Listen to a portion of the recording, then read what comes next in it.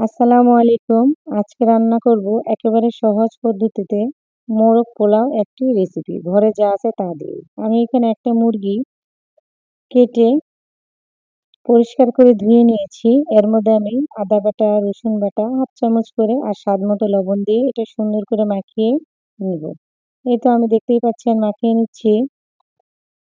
এটা আমার মাখানো কমপ্লিট হয়ে গেছে। এবার আমি ঢেকে 1/2 ঘন্টার জন্য রেস্টে রেখে দেব। এবার চুলায় একটা পাত্র বসায় দিছি, সেখানে বেশ খানিকটা সয়াবিন তেল আমি দিলাম।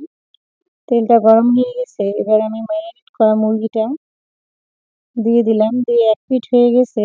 এবার আমি এটা উল্টায় দিচ্ছি। আর মুরগি ভাজার সময় খুব সাবধান, দেখবেন তেল ছিটে যেন না আসে। এই তো হয়ে গিয়েছে, এরকম করে ভেজে নিছি। এর মধ্যে আমি বেশ খানিকটা পেঁয়াজ, 1 কাপের একটু কম দিয়ে দিছি। পেঁয়াজটা আমি মোটামুটি লাল হওয়া পর্যন্ত ভাজবো। এই তো আমি অফ ক্যামেরায় ভেজে লাল করে নিয়েছি মোটামুটি। এবার এলাচ, দারুচিনি, গরম মসলা, কয়টা তেজপাতা দিয়ে দিলাম। দিয়ে একটু নাড়াচাড়া করে নিচ্ছি। এর মধ্যে এবার 1 চামচের মতো রসুন বাটা, 1/2 চামচের মতো আদা বাটা আর 1 চামচের শুকনা মরিচের গুঁড়া দিলাম। আমি কিন্তু এই রান্নাটার ভিতরে কোনো হলুদ দিব না, কিন্তু তারপরেও লাল হয়ে যাবে। কোনো সাদা থাকবে না মাংসটা, কারণ মরিচের গুঁড়াটা আমার অনেক সুন্দর, আমি বাসায় তৈরি করছি তাই। 1 চামচের একটু কম আমি জিরার গুঁড়া দিয়ে দিলাম আর 1/2 চামচের মতো লবণ দিয়ে দিলাম। আমি মুরগিটাতেও লবণ দিছি, এখন আবার দিলাম, আবার চালের মধ্যে দিব। এই জন্য মুরগির লবণের পরিমাণটা একটু কম করে দিতে হবে, লাগলে পরে দেওয়া যাবে। একটু পানি দিয়ে আমি মশলাটা সুন্দর করে কষিয়ে নিব।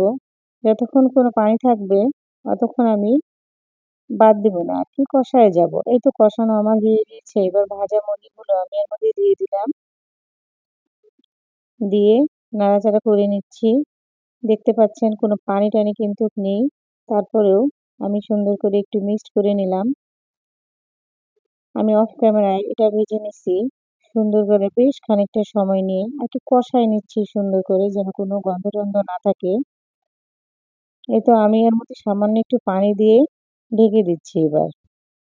পানিটা শুকানো পর্যন্ত অপেক্ষা করব। এই তো পানিটা দেখতেই পাচ্ছেন, খুবই সামান্য পানিটা দিছিলাম। আরেকটু পানিটা কমিয়ে নিব। তারপরে মাংসটা আমি আরেকটু কষাবো। ঢেকে দিলাম। ঢেকে না দিলে মাংসটা দেখা যাচ্ছে সিদ্ধও হবে না। এই তো আমার পানিটা কমে আসছে। আর চুলার জাল সবসময় মিডিয়াম হিটে রাখবেন। এবার আমি এর মধ্যে 1 কাপের একটু কম টক দই দিয়ে দিলাম। দিয়ে এটা সুন্দর করে নাড়াচাড়া করে মিক্সড করে নিয়ে আমি আর সামান্য একটু পানি দিয়ে এটা ঢেকে দিব, যেন মাংসটা একেবারে পুনরায় সিদ্ধ হয়ে যায়।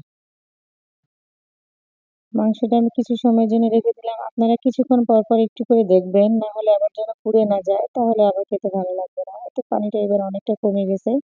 এটা একটু ঝোল, ঝোল কোয়ালিটির আছে। তাই এটা এই পর্যন্তই থাক। আমি যেহেতু মাংসটা কষা-টষা পানি-টানি সব করে রাখছি, এখন তেল আছে আরকি ওইটা। এবার আমি চুলায় আরেকটা পাত্র বসায় দিলাম। সেখানে সামান্য পরিমাণে সয়াবিন তেল দিলাম। আর ২ টোর মতো পেঁয়াজ আমি দিলাম। দিয়ে পেঁয়াজটা আমি একেবারে লাল করব না। তাহলে আবার পোলাওটা এমনি মসলা দিয়ে মাংসটা দিলে তো আপনার লাল হয়েই যাবে। এবার আমি 1/2 কেজি ৫০০ গ্রাম চাল ধুয়ে ঝরা দিয়ে রাখছিলাম একটা ঝাঁটার মধ্যে। সেটা দিয়ে আমি সুন্দর করে ভেজে নিচ্ছি।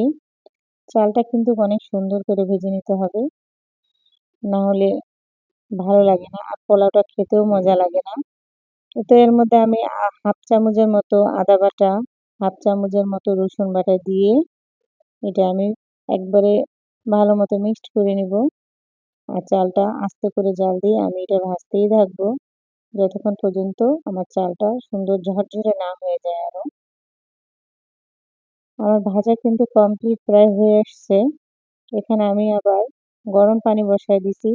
আর খেয়াল রাখবেন আপুরা, যতটুকুন চাল নিবেন তার ডবল পানি দিবেন। আন্দাজ করে দিতে পারেন বা আপনি মেপেও দিতে পারেন। আপনি যদি গ্লাস দিয়ে দেন ১ পোয়া চাল, সেখানে আপনি ২ পোয়া পানি দিবেন। এটা একবারে পারফেক্ট একটা নিয়ম। এই তো আমি এর মধ্যে ৪-৫ টার মতো কাঁচামরিচ দিয়ে দিলাম। আর ৩-৪ চামচের মতো ৪ চামচের মতো আরকি দিছি গুঁড়া দুধ দিছি। বা পুরোটা তো দেখানো সম্ভব হয়নি। তা কেটে, কেটে একটু করে দিছি। এই তো আমি নাড়াচাড়া করে দুধটা মিক্সড করে নিলাম। দেখতে পাচ্ছেন সাদা হয়ে গেছে। কিছুক্ষণের জন্য ঢেকে দিলাম। আমি পানিটা শুকানোর জন্য অপেক্ষা করব। এই তো পানিটা আমার কমে গেছে। এর মধ্যে আমি এখন লবণ দিয়ে দিলাম। লবণটা আপনারা চেষ্টা করবেন পানি থাকা অবস্থায় দিতে। তাহলে কি হবে? লবণটা পুরো চাল সব রান্নাটার সাথে মিক্সড হয়ে যাবে। একেবারে শুকনো অবস্থায় দিলে লবণটা মিক্সড হয়ে পুরো খাবারের সাথে একবারে মিক্সড হয় না। এই তো আমার রান্নাটা কিন্তু হয়ে গেছে। সামান্য বাকি আছে চালটা ফোটার। এর মধ্যে রান্না করা মুরগিটা দিয়ে দিলাম। যেন আর যে এই যে মাংসের যে ঝোলটা আছে এটা দিয়ে পুরো চালটা যেন একেবারে সিদ্ধ হয়ে যায়। তারপর আমি এর মধ্যে পেঁয়াজ বেরেস্তা করে রাখছি, সেই পেঁয়াজ বেরেস্তাগুলো দিয়ে দিচ্ছি যেন খেতে ভালো লাগে।